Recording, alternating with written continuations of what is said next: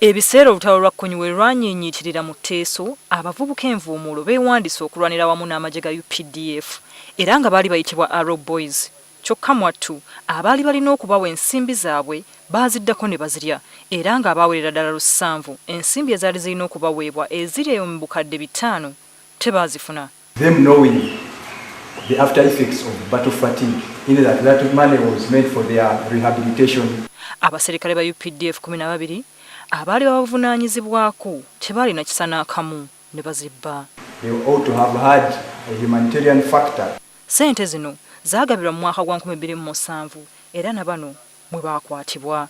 Kkooti y'amagye yategeezeddwa nti abaali balina okufuna emitwalo 84 baaweebwanga 10 oba 15. Money is something capable of being stolen. It was alleged that the money was forcibly removed from the Arrow Boys by their chosen persons after they had been paid. Kkooti y'amagye yatudde embaali ng'ekulirwa Kano John Tumwebaze bano kwe kubasingisa omusango gw'obubbi n'okwekuba n'okubba ssente z'aba Arrow Boys. These are deterrent sentences intended to serve as a warning to all serving officers and men of UPDF to desist from involving themselves in such a criminal act. Abaserikale bano baweereddwa ennaku 14 okujulira.